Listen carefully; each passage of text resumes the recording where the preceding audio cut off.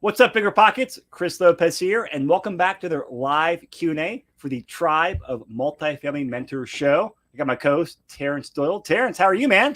Still trying to digest my food from lunch, but other than that, very well. Super excited to be here in the studio with our guest and you. Yes, so we're very fortunate. We had Reed Goossens flying from LA last night to come sit down, record a podcast with us. And of course, we are going to do this live Q&A first.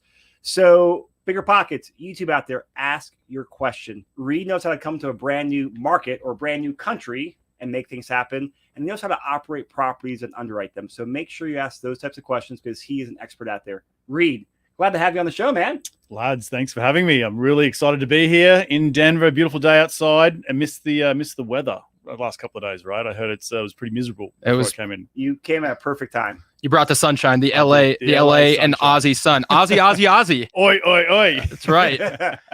All right. So guys, start asking questions. Deborah, you're from SoCal. Good afternoon back to you. What's up, Deborah? Thanks for tuning in. All right, let's get right into it. We had a couple questions come in early. The audience knew you were coming. So you have an incredible story about being an immigrant, New York City. Sure. You were in London. You're originally from Australia, as we mentioned, and you wanted to get into real estate. So give us a little bit of the mindset and what that was like being an immigrant in New York City, trying to chase real estate, no credit score, no banking relationships.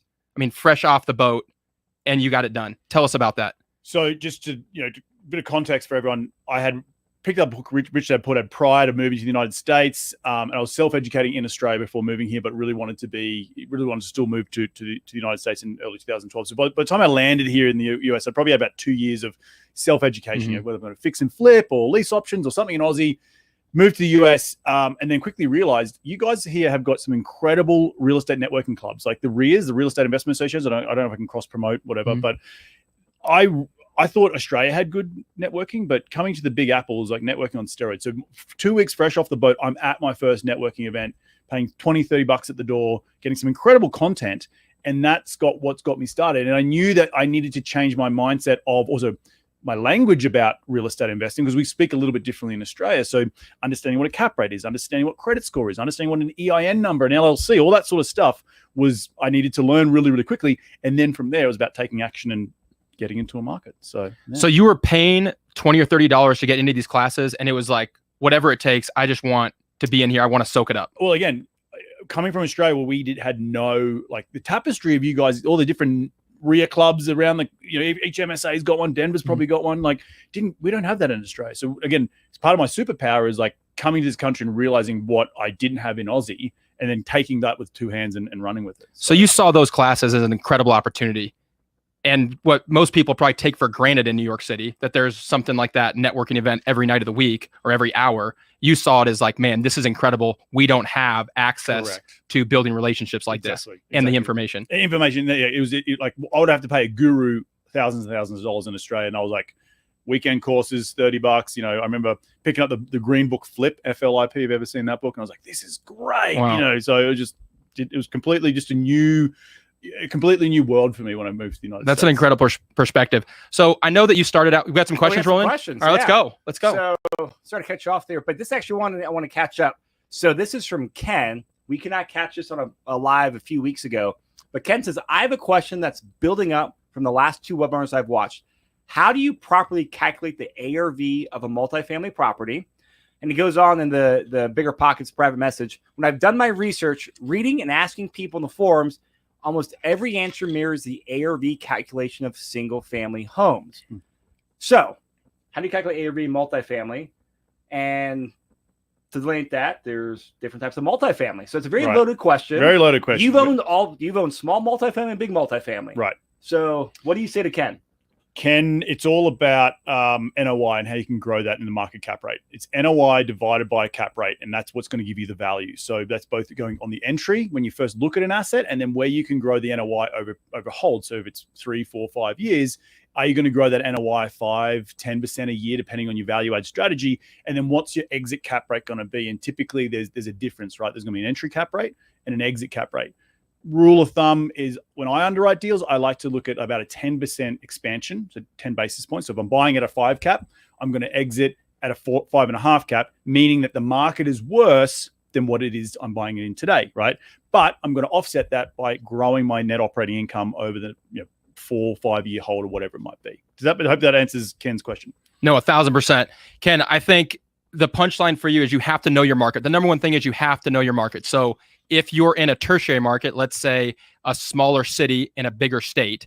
So what would that have been in New York? Like Buffalo? Syracuse, right. Yep. So you're not in the Big Apple, you're in Syracuse. You need to know, what do buildings trade at, right? So do they trade at a 6 cap rate? Do they trade at 6.5? So once you know what the market is on a stabilized property, then you can back into what the value is of the building you're looking at. And it's just done on a multiple of NOI, net operating income. So all of the revenue minus the expenses, NOI, it's a multiple. The multiple is micro demographic, so based on your city. So once you have to know your city, and then you can back into what the ARV is. It trades on rents, which is why I think you, we all have grown really passionate about multifamily. Is single family trades on what your neighbor's house is worth. So sales comps. Exactly. So if the neighborhood or the economic environment is bad for people buying houses, or there's high unemployment, then the homes are worth less.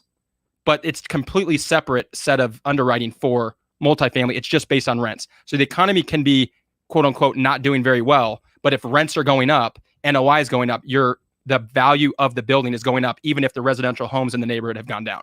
Correct. So that's the difference. And that is why multifamily is an amazing asset class. That's why we're here. I think that's my, very well said. Yeah.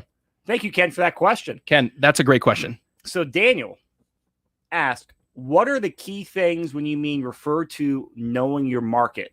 Price, rents, price per unit. What does that mean to you when you say something like learn the market? So let's talk about what it means to have a cap rate in a market, particularly when talking about large multifamily. Anything is commercial, so anything over 4 units. So let's think about New York City, right?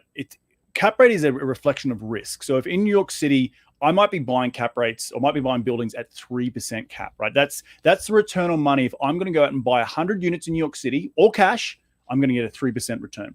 Now, if I go to Syracuse or secondary markets where the cap rate might be 6, 7, 8%, it means it's also higher risk. Yes, I get more cash flow, but it's also a higher risk market, and thus I need to be careful about what my exit cap rate is going to be in 3, 4, 5 years time. So knowing your market and comparing a primary market versus a secondary and a tertiary market is really, really important in terms of market cap rates, following on from the last question.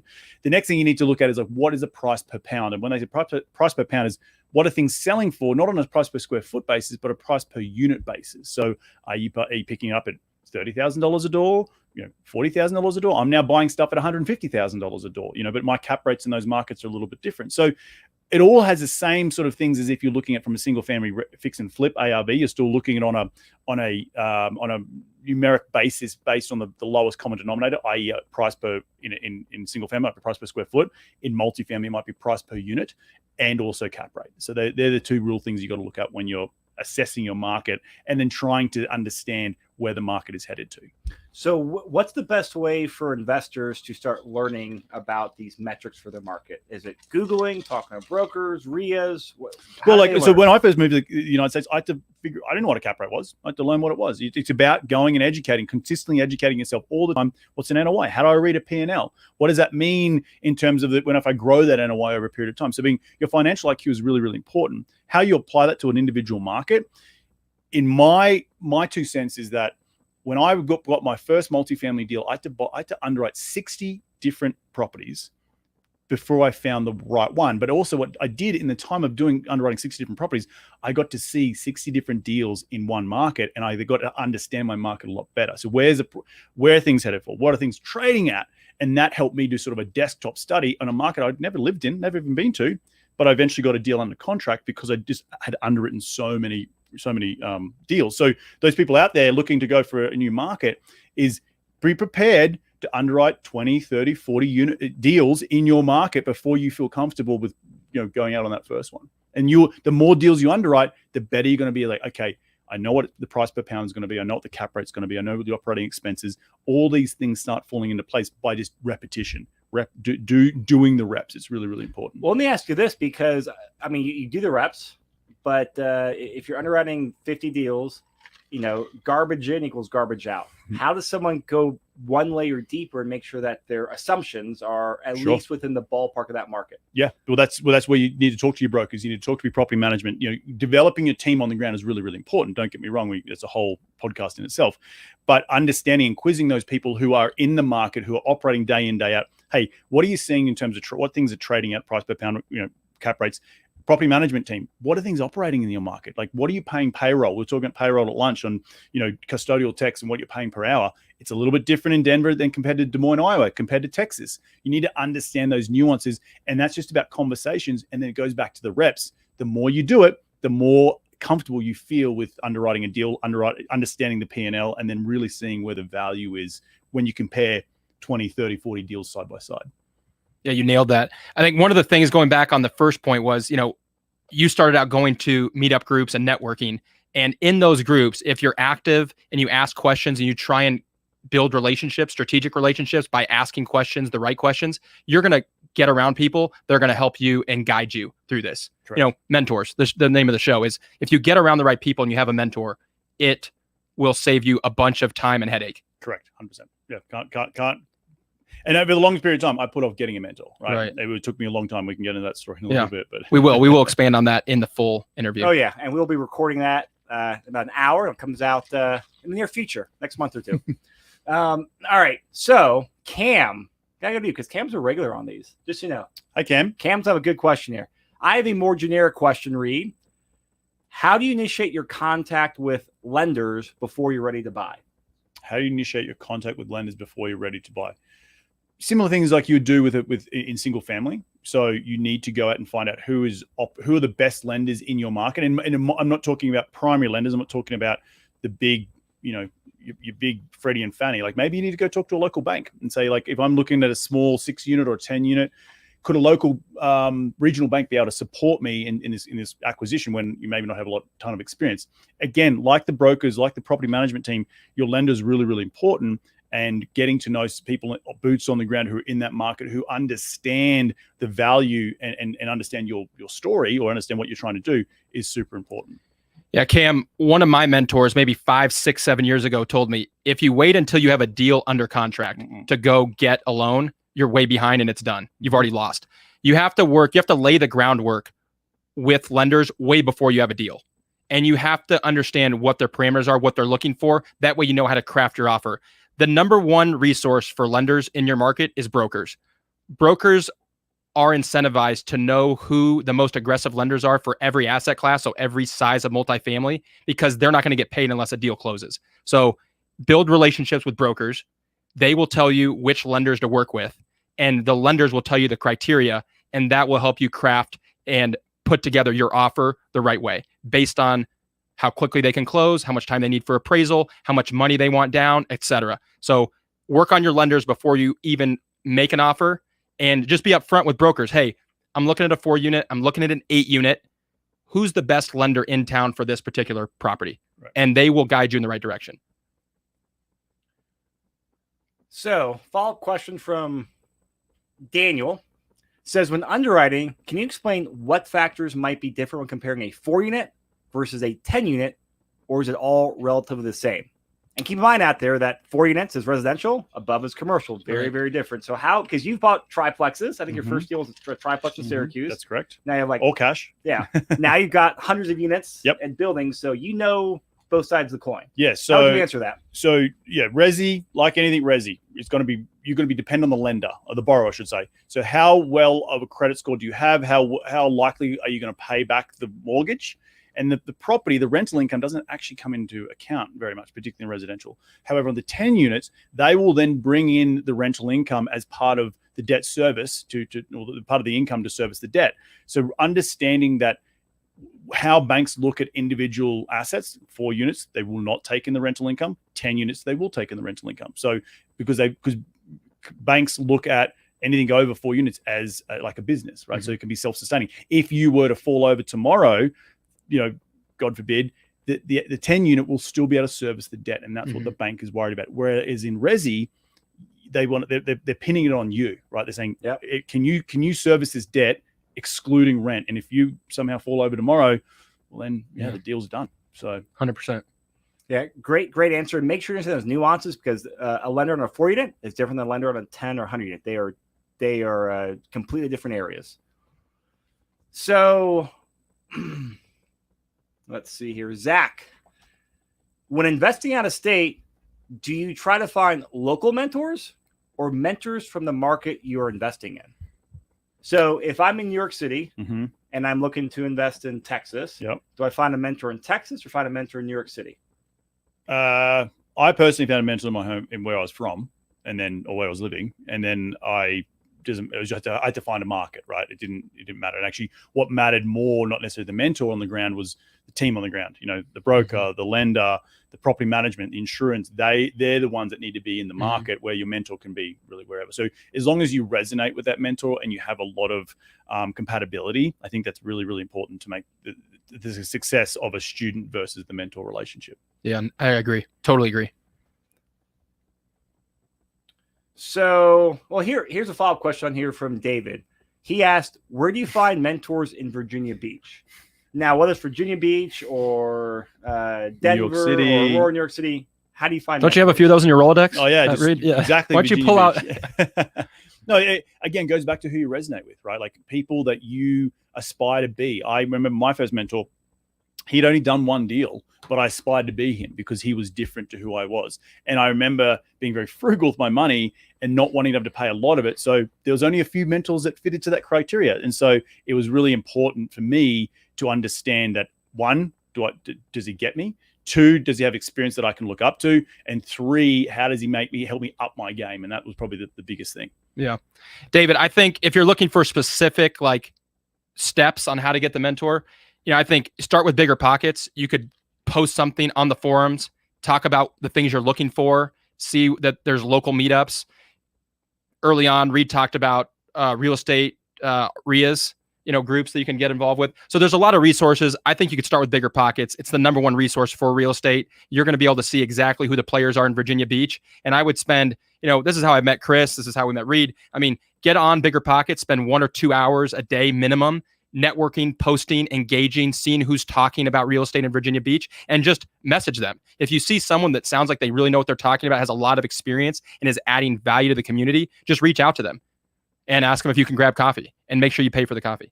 And a great way to do that is set those keyword alerts in the forum. Yeah. I've gotten tremendous value. Hey, set keywords for, I'm here in Denver, Aurora, other keywords I'm interested in.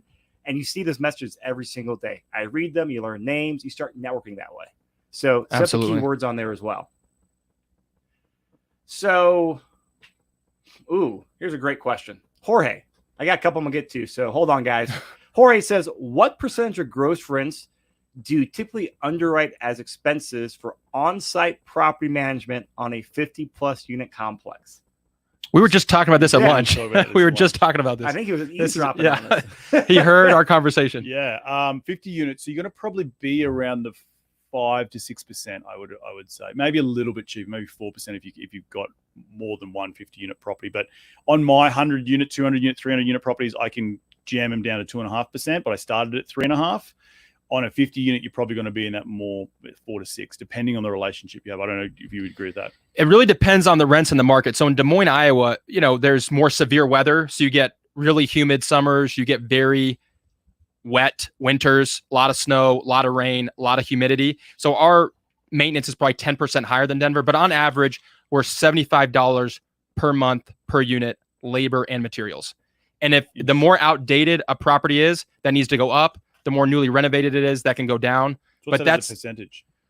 The rent's $75 a month per unit. Times 50. So in Des Moines, that's 10% of rents. In Denver, that's 4 or 5% of rents, right? Average rent in Denver is closer to $1,500, and in Des Moines, it's $750 to $850. So it just depends on the market, but things are more expensive. The more severe weather you have, basically the more moisture there is, I think maintenance goes up. The older the building, the more maintenance goes up. And if it was a property not built as multifamily, like some of the ones I started out with in Des Moines, we were buying 7 units that were just conversions. They call them multifamily conversions. I mean, then your maintenance is double, right? Because it's the HVAC, they're using one furnace for the whole thing. And the plumbing isn't really plumbed to be individual, right? So everyone's kind of sharing the same sewer line. So you have to really do some research.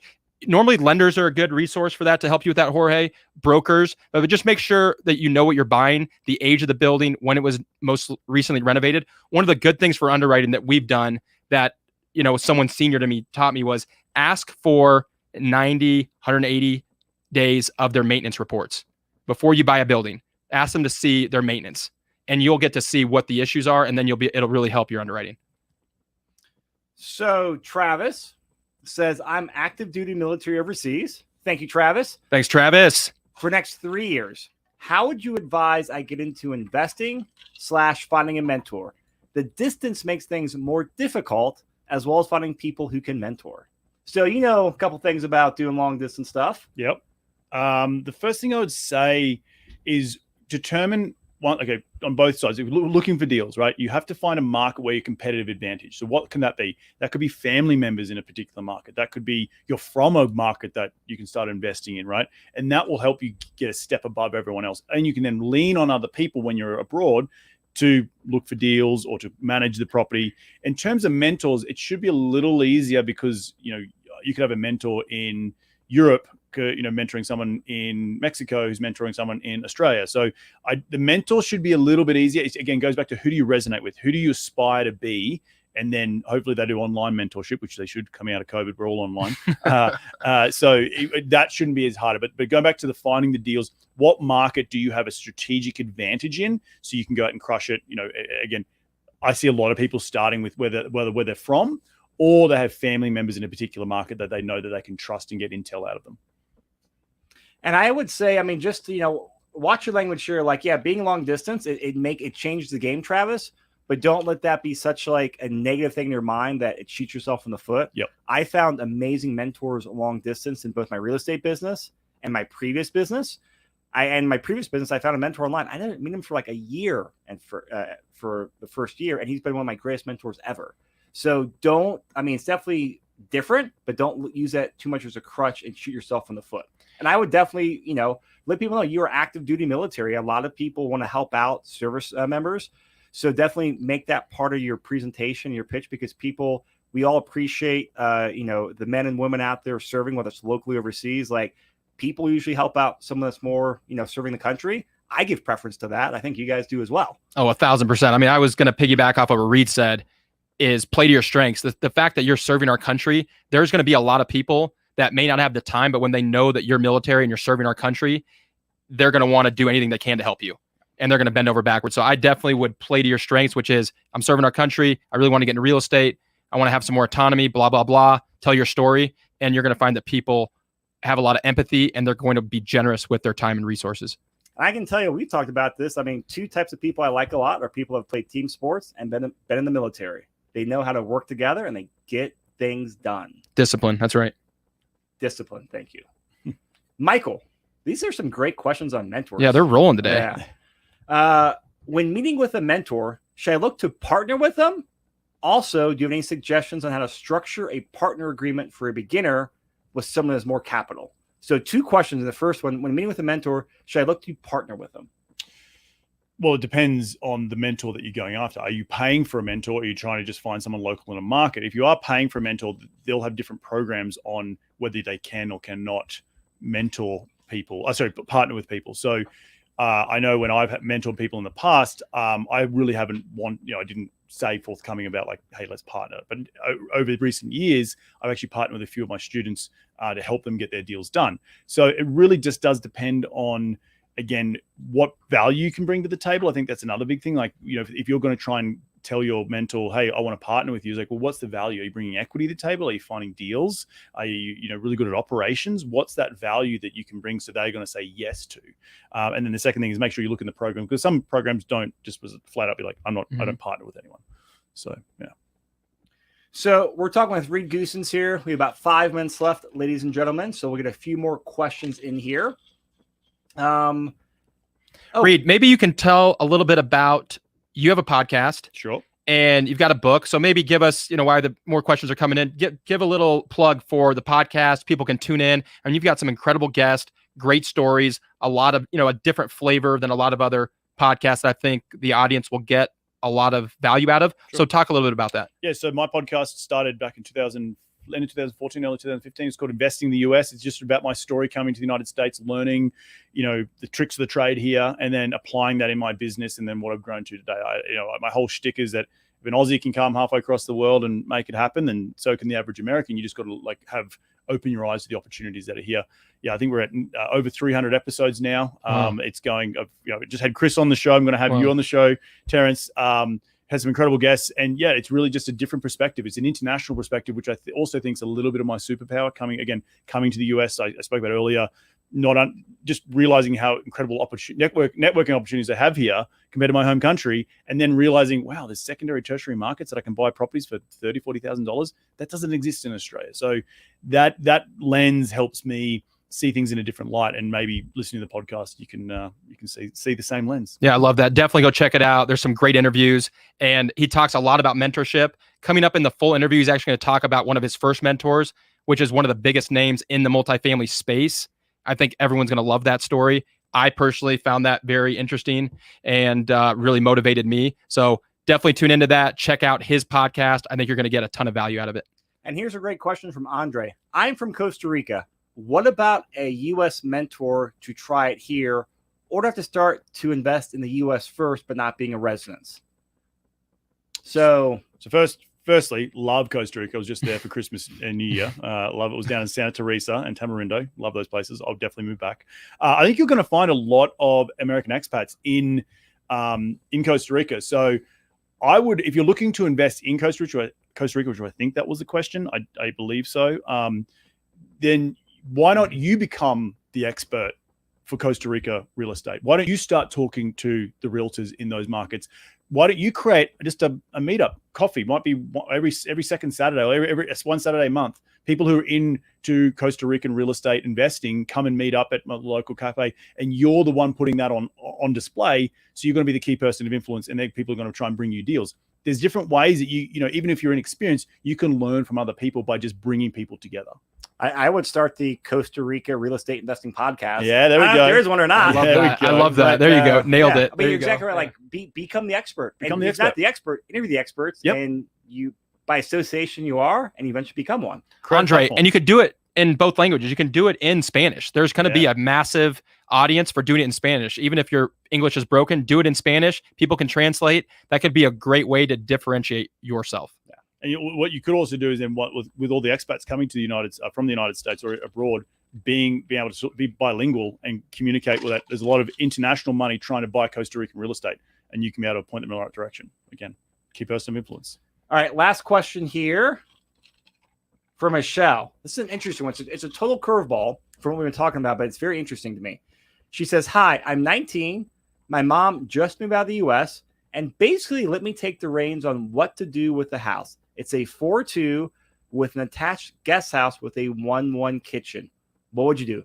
You're 19, and I cannot imagine having a property when I'm 19. Sounds like a great house with an 80 or income suite in the back. Move into the back. What'd you do? Move into the back and then rent the front out. Yep. Or house hack the front. I don't know.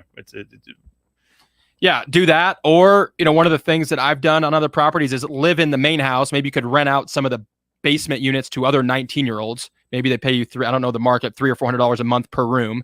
And then you could Airbnb the guest house, depending on your market, put up some really great photos, furnish it, and you take care of your guests, and you could have nightly, weekly income from the carriage house, and you could have people paying you monthly to live in the rooms. Thanks, I think Mom. you'd be rolling in the cash.